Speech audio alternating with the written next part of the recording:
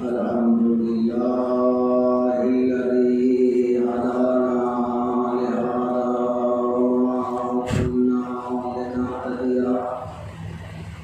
لولا أن الله لقد جاءت رسل ربنا بالحق محبوب رب المشرقين والمغربين جد الحسن والحسين بالقاسم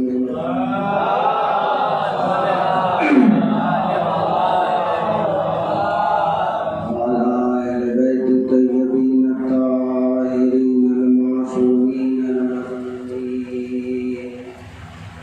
ولعنة الله على أعدائهم أجمعين. السلام على الحسين وعلى علي بن الحسين وعلى أولاد الحسين وعلى صحاب الحسين. أما بعد فقد قال الله تبارك وتعالى في كتابه الكريم: بسم الله الرحمن الرحيم. وجعلنا منهم أئمة يهدون بأمرنا لما صبروا وكانوا بآياتنا يوقنون.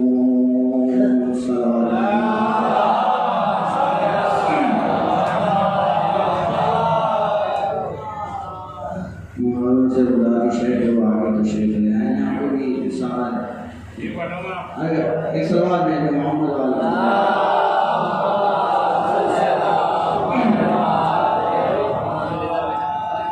ٹھیک ہے سوال میں کہ محمد والا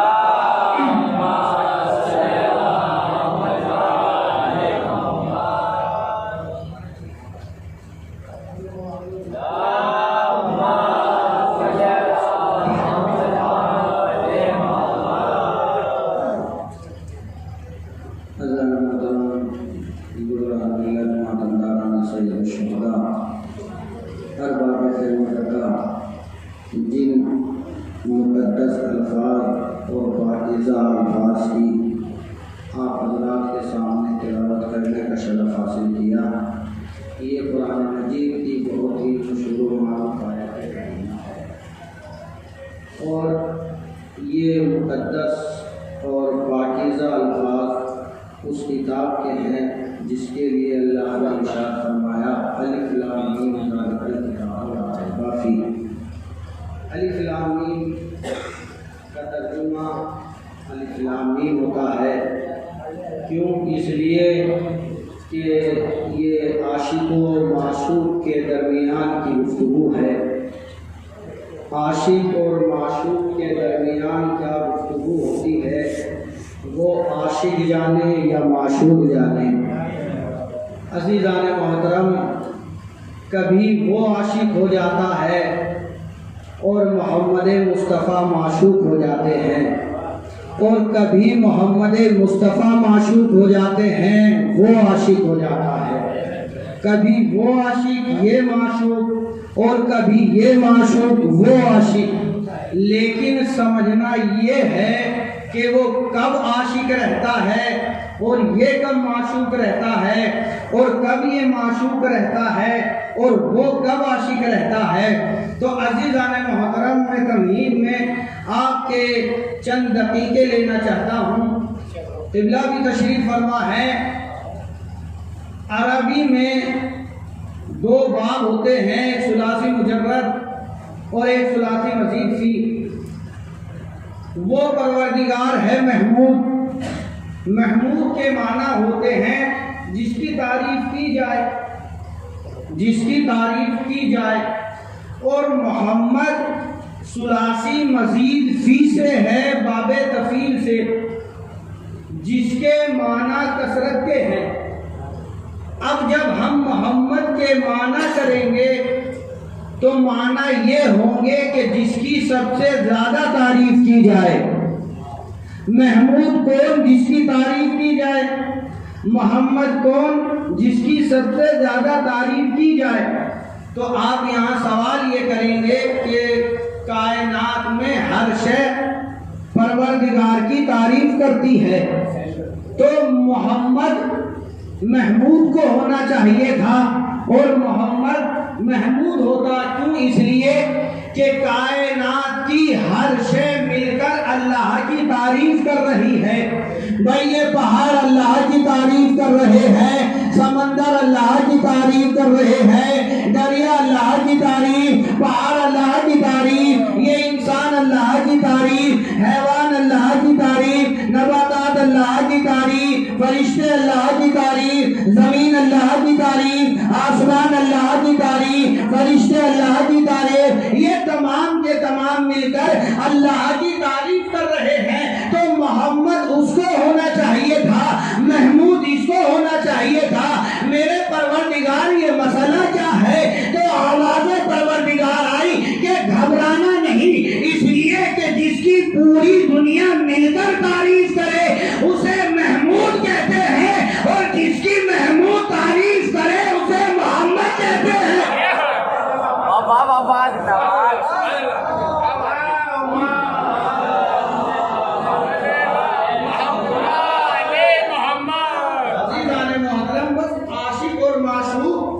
جب وہ محمود ہوتا ہے تو وہ عاشق ہو جاتا ہے، اور جب یہ محمد ہوتا ہے تو یہ عاشق ہو جاتا ہے، معشوق ہو جاتا ہے۔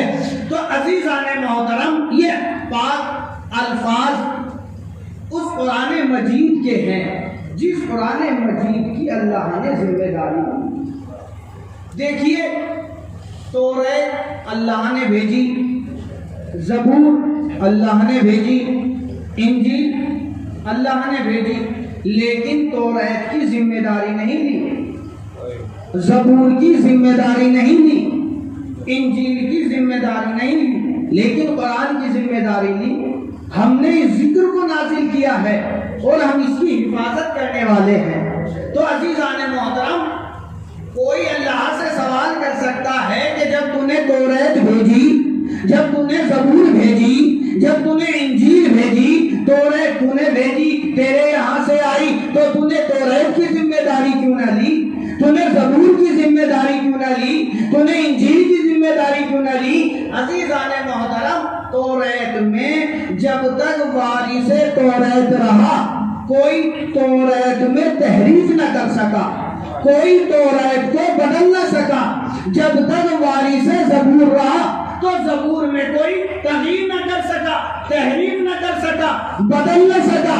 جب تک وارث انجیل رہا، جب تک انجیل نہ بدلی گئی، تحریف نہ ہوئی، جیسے ہی وارث توریت گیا تو توریت میں تحریف، جب تک وارث زبور رہا تحریف نہ ہوئی، اور جب تک وارث انجیل رہا تحریف نہ ہوئی، اور جب وارث چلے گئے تو تحریف ہو گئی۔ توجہ چاہ رہا ہوں میرے محترم، جب تک وارث رہے تحریف نہ ہوئی، جیسے ہی وارث گئے تحریف ہو گئی، توریت بدل گئی، زبور بدل گئی، انجیل بدل گئی، لیکن قرآن باقی رہا۔ تو اس کا مطلب یہ ہے کہ آج بھی پردے غیب میں کوئی وارث قرآن موجود ہے۔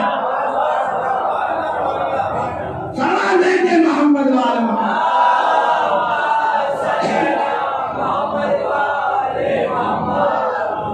آج بھی پردے غیب میں کوئی وارث قرآن موجود ہے جس کی وجہ سے قرآن میں تحریف نہ ہوئی، لیکن کہتے ہیں کہ بھائی اللہ خود حفاظت کرنے والا ہے، اللہ خود حفاظت کرتا ہے۔ میں نے کہا تب اللہ آسمان سے اترا، کس نے دیکھا کہ اللہ قرآن کے پاس بیٹھا ہوا ہے اور اس کے ہاتھ میں کوئی عصا ہے جو قرآن کی حفاظت کر رہا ہے؟ کس نے دیکھا؟ کوئی ہے؟ بھائی کوئی نہیں ہے۔ یعنی اس کا مطلب یہ ہوا اللہ کچھ کام نہیں کرتا، اللہ اپنے محبوب بندوں کے ذریعے کام لیتا ہے۔ ماشاءاللہ، محبوب بندوں کے ذریعے کام لیتا ہے۔ آپ کہیں گے کیسے؟ میں نے کہا قرآن میں اللہ نے ارشاد فرمایا الم یجد کا یتیما فآویٰ، اے میرے رسول، اے میرے نبی، ہم نے جب تمہیں یتیم پایا تو کیا ہم نے تمہاری پرورش نہ کی؟ کیا ہم نے تمہاری اچھا پرورش کرنے والا کون ہے بھائی؟ پرورش کس نے کی؟ ابو طالب نے پرورش کی، اور قرآن میں اللہ یہ کہہ رہا ہے کہ پرورش ہم نے کی۔ یہ کون سا کافر ہے جس کے سیل کو اللہ اپنا سیل کہہ رہا ہے؟ سوال دیں کہ محمد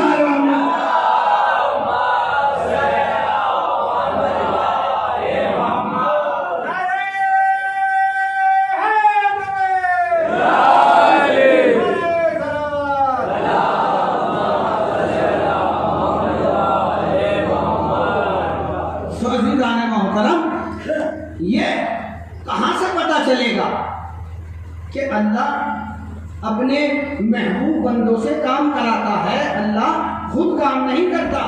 یہ کہاں سے پتہ چلے گا؟ ہے کوئی دنیا میں ایسی درسگاہ فرش ازا کے علاوہ؟ یہ فرش ازا بتائے گی، یہ فرش ازا بتائے گی کہ اللہ اپنے کام خود نہیں کرتا، اپنے محبوب بندوں سے کراتا ہے، اپنے محبوب بندوں سے کراتا ہے۔ اور عجیب بات یہ ہے کہ دنیا کی کوئی بھی یونیورسٹی، کوئی بھی مدرسہ، کوئی بھی اسکول، کوئی بھی کالج مرنے کا طریقہ نہیں بتاتا، جینے کا طریقہ ضرور بتاتا ہے۔ کائنات کا ہر مدرسہ، ہر یونیورسٹی، ہر اسکول جینے کا طریقہ بتاتا ہے کہ جیا کیسے جاتا ہے، زندگی کیسے گزارنی چاہیے، اور اس کے لیے دنیا نے، مدرسے نے، یونیورسٹی نے شعبے الگ قائم کیے ہوئے ہیں، برنامے الگ ہیں، قانون الگ ہے کہ انسان کو ایسے زندگی گزارنی چاہیے، جینے کا طریقہ بتایا۔ لیکن کائنات میں یہ فرش ازا واحد ایسی درسگاہ ہے جہاں جینے کا طریقہ بھی بتایا جاتا ہے، مرنے کا طریقہ بھی بتایا جاتا ہے۔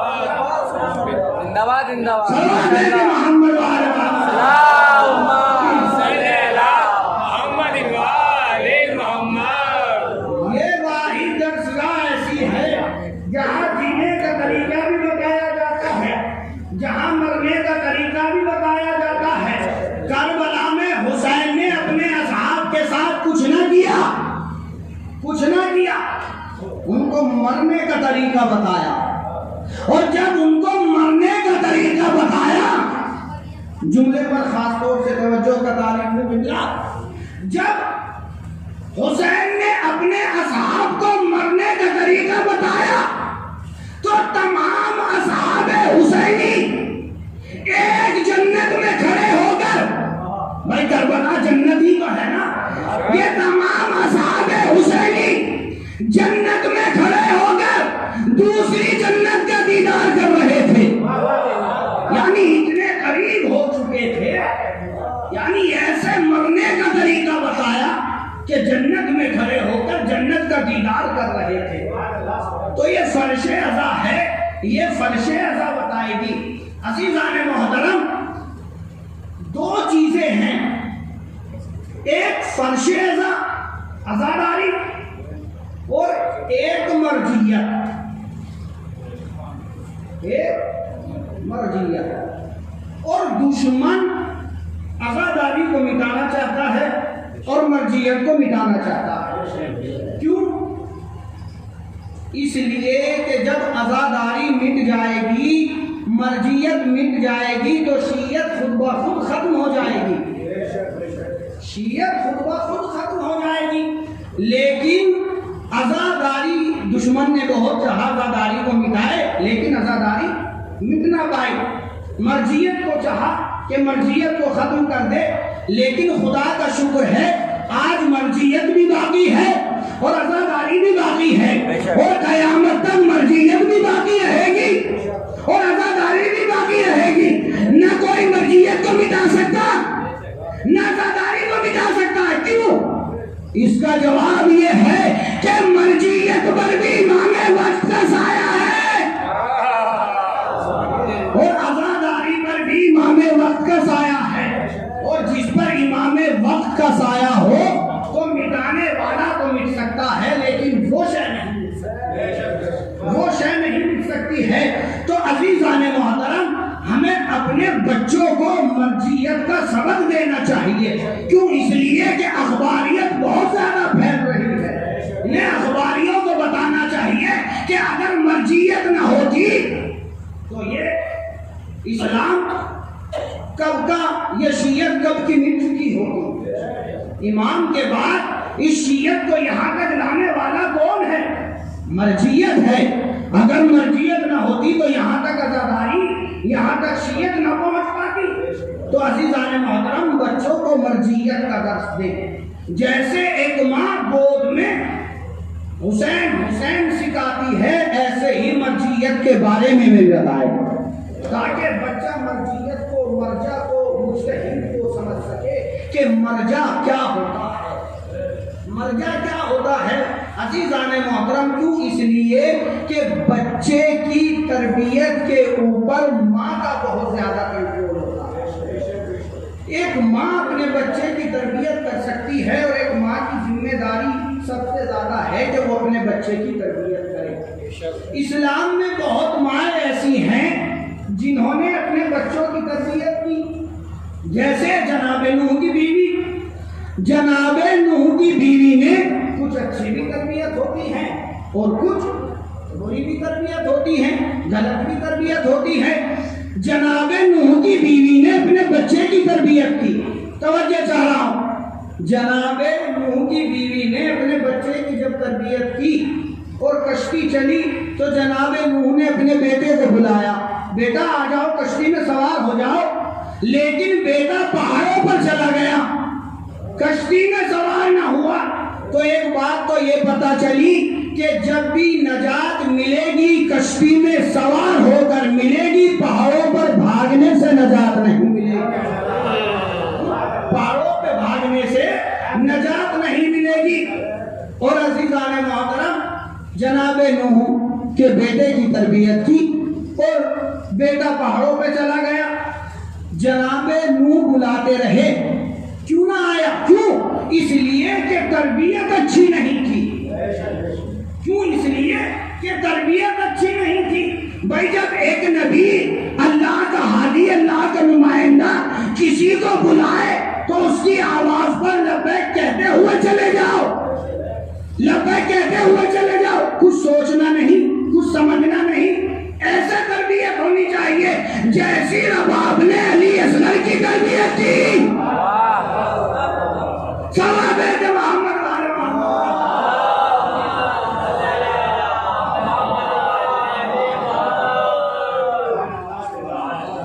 جیسے جناب علی اصغر کی جناب رباب نے تربیت کی. 6 ماہ کا بچہ ہے بھائی، 6 ماہ کے بچے کی کیا تربیت ہوگی، کیسے تربیت ہوگی؟ سیکھو جناب رباب سے کہ 6 ماہ کے بچے کی تربیت کیسی ہونی چاہیے.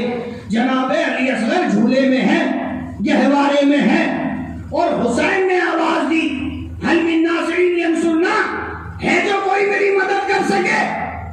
تو علی اصغر نے اپنے آپ کو جھولے سے گرا دیا. جناب علی اصغر نے اپنے آپ کو جھولے سے نہیں گرایا. توجہ چاہ رہا ہوں جناب محترم، جناب علی اصغر نے اپنے آپ کو جھولے سے نہیں گرایا بلکہ گرا کر ایک پیغام دیا. اور وہ پیغام یہ دیا کہ جب اللہ کا امام یا اللہ کا نمائندہ یا نبی جب آواز دے اور نصرت کے لیے پکارے تو نبی کی آواز پر لبیک آ جاتا ہے، میدان چھوڑا نہیں جاتا. چلا دے محمد والے.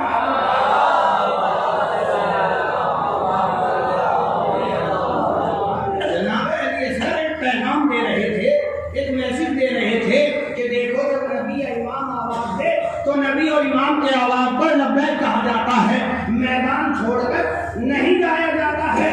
اور عزیزان محترم، جناب علی اصغر آ گئے مقتل میں اپنے بابا کے ہاتھوں پر. آپ نے کبھی غور کیا ہے، فکر کی ہے، سوچا ہے کہ 6 ماہ کا بچہ یہ مسائل نہیں ہے.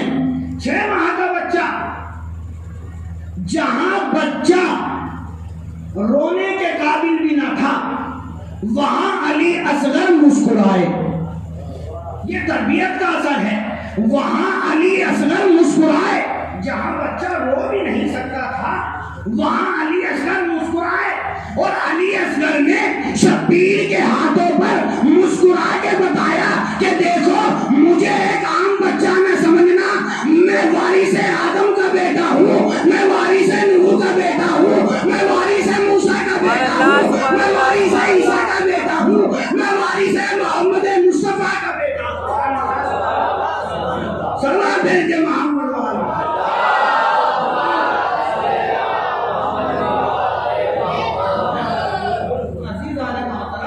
تربیت ایسے کرنی چاہیے بچوں کی جیسے جناب رباب نے تربیت کی، جیسے جناب لیلا نے تربیت کی۔ عزیزان محترم، جناب نوح کی بیوی نے تربیت کی اور نوح کا بیٹا ایک نبی کی آواز پر نہیں آیا، نوح کا بیٹا تھا لیکن نہیں آیا۔ اور عزیزان محترم، آج ہم کیسے پہچانیں کہ ماں کی اچھی تربیت ہے یا نہیں ہے، ماں اچھی تربیت کر رہی ہے یا نہیں کر رہی ہے؟ تو اس سے سمجھ لینا جب مؤذن اذان دے اور اذان پر بچہ دوڑا ہوا مسجد چلا جائے تو سمجھ لینا اچھی تربیت ہے، سمجھ لینا اچھی تربیت ہے۔ اور اگر اذان کی آواز سن کر مسجد تک نہ آیا تو سمجھ لینا کہیں نہ کہیں تربیت میں کمی رہ گئی ہے۔ عزیزان محترم، صلوات بھیجے محمد والا۔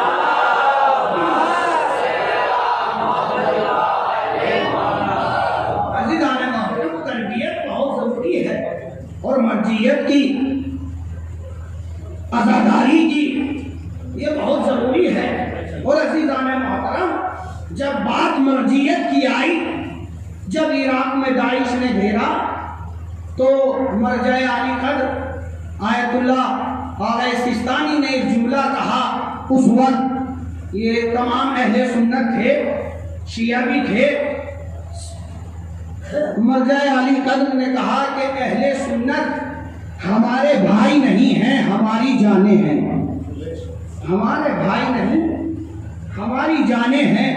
اور آپ یہ اچھی طرح جانتے ہیں کہ جب جسموں سے جان نکال لی جاتی ہے تو جسم مردہ ہو جاتا ہے،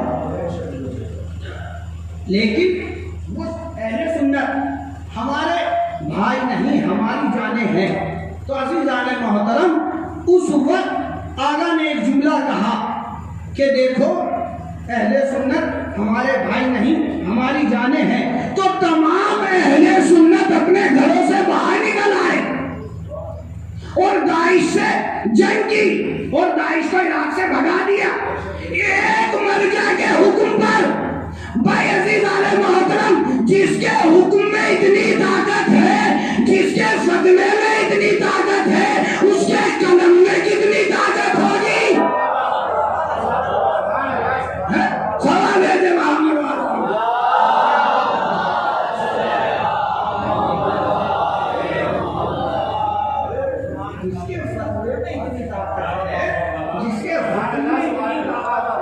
اس کے قلم میں کتنی طاقت ہوگی؟ آج رہبر وقت کا علی جس کو خامنئی کہا جاتا ہے، بھائی سپر پاور ہے یا نہیں ہے امریکہ؟ ہر کوئی سپر پاور مانتا ہے یا نہیں مانتا ہے؟ طاقتور ہے، کوئی سامنے نہیں رکتا، کوئی سامنے نہیں رکتا۔ کیوں؟ اس لیے کہ اگر کوئی رکا تو جو عراق میں پہلے رہنے والا تھا، جو اس کا حال ہوا وہی اس کا حال ہوگا اگر کوئی سامنے آیا۔ لیکن رہبر میدان میں تنہا کھڑے ہیں۔ آپ نے کبھی سوچا ہے کہ رہبر سپر پاور کے سامنے کیوں کھڑے ہیں؟ کیوں؟ اس لیے کہ جیسے رہبر خامنئی کے ہیں ایسے رہبر اوروں کے نہیں ہیں، اگر جملہ پہنچا تو۔ عزیزان محترم، رہبر سپر پاور کے سامنے میدان میں کھڑے ہو کر یہ بتا رہے ہیں کہ دیکھو ہمارے رہبر وہ نہیں ہے جس نے نبی کو میدان میں تنہا چھوڑ دیا۔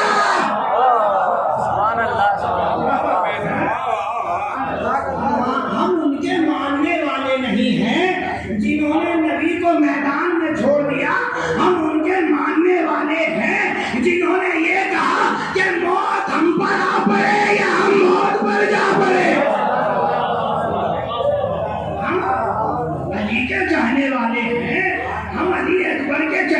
والے ہیں، ہم جناب قاسم کے چاہنے والے ہیں، ہم مولانا محمد کے چاہنے والے ہیں، ہم علی اصغر کے چاہنے والے ہیں۔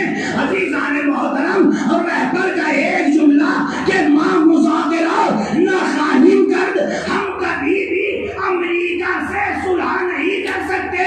اور پھر ایک جملہ کہا امریکہ جنگ نہ خواہد کر، اور امریکہ کبھی بھی ہم سے جنگ نہیں کر سکتا ہے۔ کیوں؟ اس لیے کہ اگر امریکہ نے جنگ کی شروعات کی تو شروعات امریکہ کرے گا، خاتمہ ہم کریں گے۔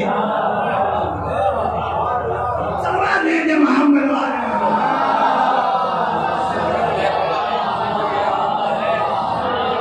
ماشاءاللہ سبحان اللہ۔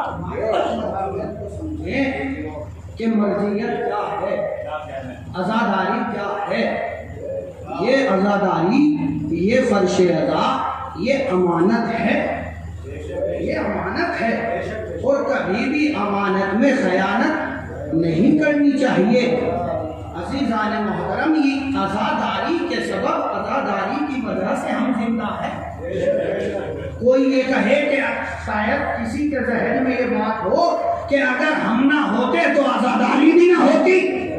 نہیں عزیزان محترم، عزاداری ہماری وجہ سے نہیں ہے، ہم عزاداری کی وجہ سے ہے، ہم عزاداری کی وجہ سے ہیں۔ یہ امانت ہے جناب زینب سلام اللہ علیہا کی۔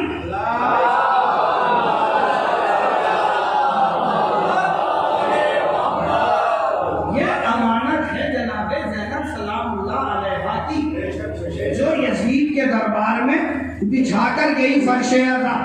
عزیزان محترم، جب جناب زینب اور سید سجاد یہ پورا کاروان قافلہ دربار میں پہنچا تو یزید نے کہا کہ آ گئے، شمر نے کہا کہ ہاں ہم سب کو لے آئے۔ اب جو سید سجاد نے خطبہ دیا یزید کے دربار میں، وہ عجیب و غریب خطبہ ہے۔ عزیزان محترم، سید سجاد نے خطبہ وہاں دیا جہاں ہر چیز یزید کی تھی، دربار یزید کا، گھر یزید کا، فوج یزید کی، لشکر یزید کا، حکومت یزید کی، فوجی یزید کے، سب یزید کے تھے۔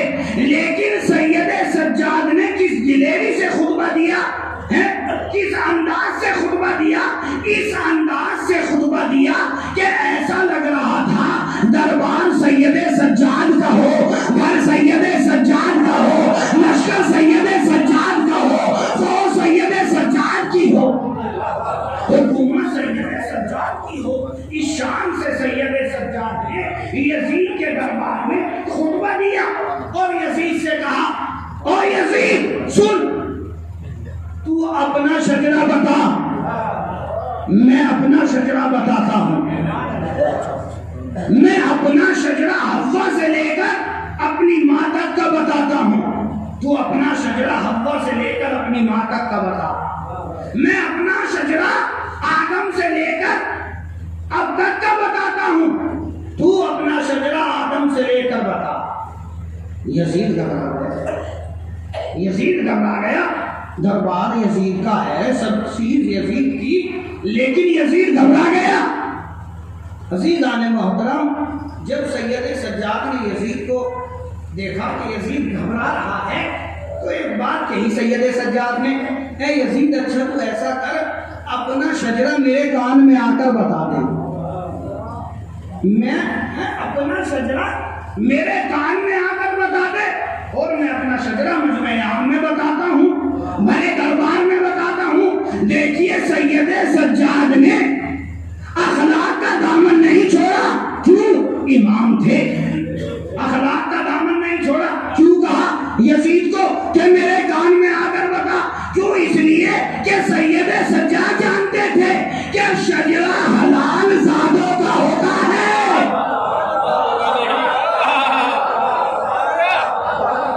سلامت رکھے، زندہ باد۔ شجرہ حلال زادوں کا ہوتا ہے، اس لیے کہا اخلاق کا دامن نہیں چھوڑا کرتے ہمارے امام، اخلاق یزید میرے کان میں آ کر بتا دے اپنا شجرہ کس دلیری سے خطبہ دے رہے ہیں. اور کسی شاعر نے کہا تھا کہ صلوات دیں گے محمد و آل محمد.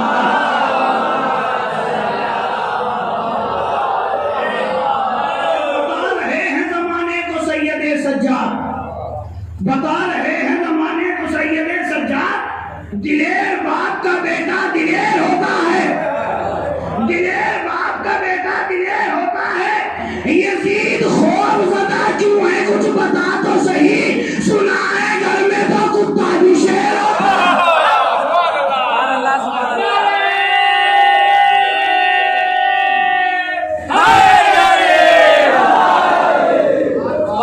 سبحان اللہ زندہ باد.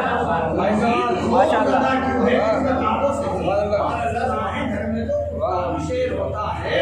لیکن عزیزان محترم یہ واحد کتا تھا جو اپنے گھر بھی ڈرا ہوا تھا.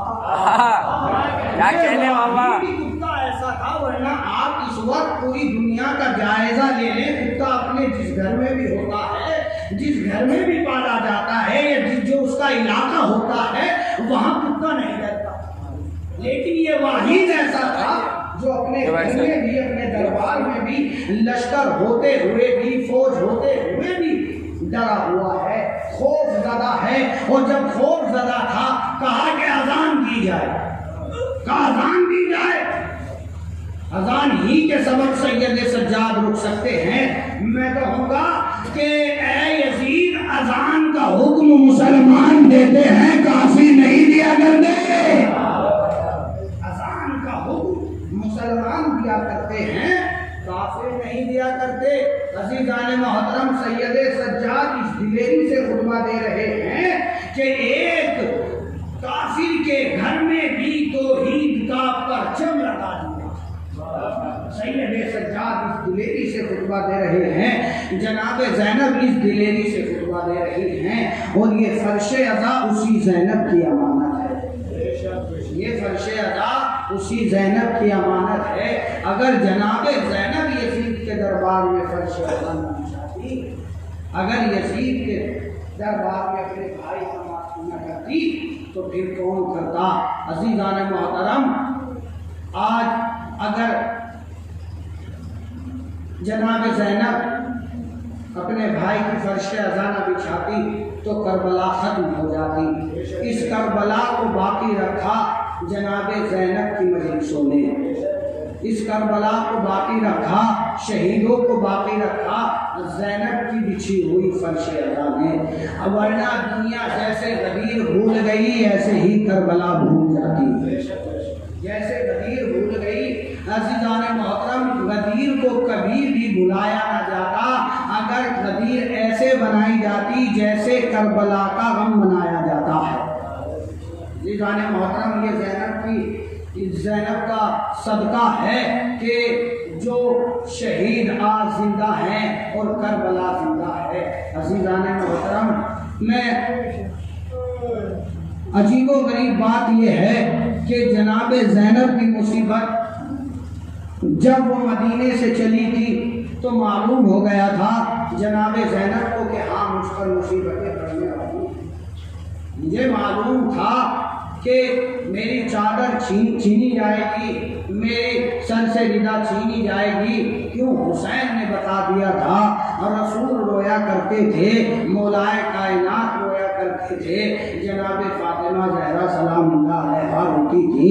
عزیزان محترم جب یہ قافلہ 11 محرم کو لٹ کر کربلا سے چلا اور کوفے پہنچا تو کوفے میں سید سجاد سے کسی نے سوال کیا کہ اے سید سجاد مجھے یہ تو بتاؤ، نوکے نیزہ پر سب کے سر بلند ہیں لیکن عباس کا سر بلند نہیں ہے. جزاک اللہ جزاک اللہ، آپ کی آوازیں بلند ہو گئی ہیں، گھٹ کر نہ روئیے گا، اس لیے کہ آج ہم فرش عزا پر پروردگار سے دعا مانگتے ہیں، اے میرے پروردگارا، کیوں؟ اس لیے کہ فرش عزا پر جو دعا کی جاتی ہے وہ رد نہیں ہوتی۔ روایتیں یہی بتاتی ہیں، اے پروردگارا، آج ہم فرش عزا پر اپنے آنکھوں میں آنسو لے کر تجھ سے دعائیں کرتے ہیں، اے میرے پروردگارا، ہمیں جب تک دنیا سے نہ اٹھانا، ہمیں جب تک موت نہ دینا، جب تک ہم حسین کے زائر نہ بن جائیں۔ اے میرے پروردگارا، ہمیں جب تک موت نہ دینا، جب تک ہم زینب کے زائر نہ بن جائیں، ہمیں جب تک موت نہ دینا، جب تک ہم سکینہ کے زائر نہ بن جائیں، ہمیں جب تک موت نہ دینا، ارے اس وقت ہم اپنی آنکھوں سے فاطمہ کی ٹوٹی ہوئی قبر دیکھنا چاہتے ہیں۔ جزاک اللہ، جزاک اللہ۔ خدا آپ کو کسی غم میں نہ رلائے سوائے غم مظلوم کربلا کے۔ اے میرے پروردگارا، ان آوازوں پر رحمت نازل فرمائے۔ کوفے نے سوال کیا، اے سید سجاد، سب کے سر نیزوں پر بلند ہے لیکن عباس کا سر نیزے پر بلند نہیں ہے۔ سید سجاد نے کہا، ارے تو نے میرا زخم تازہ کر دیا۔ ارے جس عباس نے زینب کو گھر میں کھلے سر نہ دیکھا ہو، آج وہ کوفے کے بازار میں نیزے سے کھلے سر کیسے دیکھ سکتا ہے؟ جزاک اللہ، جزاک اللہ۔ خدا آپ کو کسی غم میں نہ رلائے سوائے غم مظلوم کربلا کے۔ مجھے 3 روایتیں پڑھنا ہے۔ اب دوسری روایت یہ ہے، مروان ابن حکم یہ کہتا ہے کہ میں جنت البقیع سے گزر رہا تھا، میں نے کسی کے رونے کی آواز سنی۔ ابن حکم کہتا ہے، مروان ابن حکم کہتا ہے کہ مجھ پہ رہا نہ گیا، مجھ پہ رہا نہ گیا، میں جنت البقیع کے قریب پہنچا۔ اب جیسے ہی قریب پہنچا تو میں نے کیا دیکھا، ایک بی بی بہن کر رہی تھی، ارے اگر عباس کے بازو نہ کاٹے جاتے، حسین کا قصر قلم نہ ہوتا، اگر عباس کے بازو سلامت ہوتے، زینب کی نگاہ نہ چھینی جاتی۔ جزاک اللہ، جزاک اللہ۔ خدا آپ کو کسی غم میں نہ رلائے سوائے غم مظلوم کربلا کے۔ عزادارو، ایک عالم نے خواب دیکھا اور خواب یہ دیکھا، مجلس پڑھ کر آئے تھے، آنے کے بعد سو گئے۔ اب خواب میں کیا دیکھتے ہیں کہ ایک نورانی چہرہ والا ایک شخص قریب ہوتا جا رہا ہے۔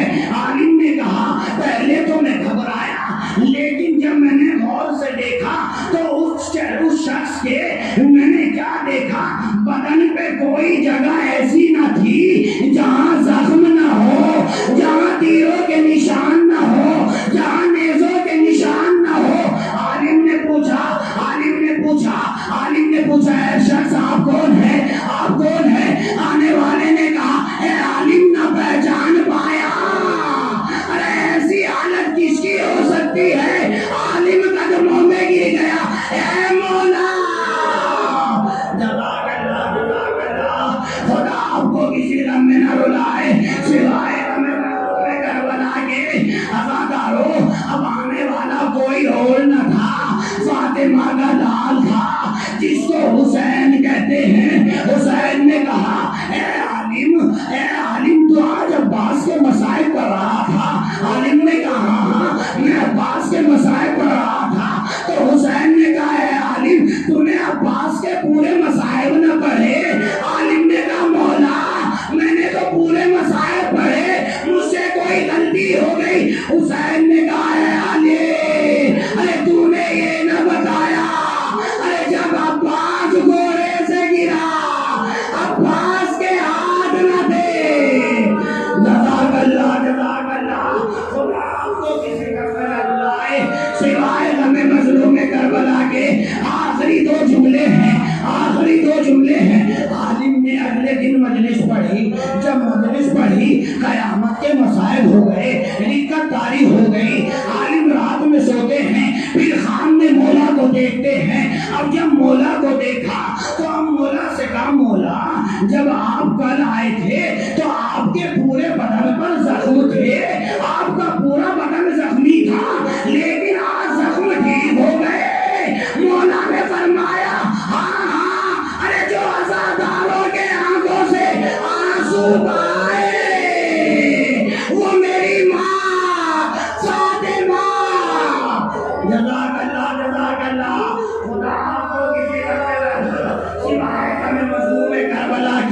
ہاں ہاں عالم نے دیکھا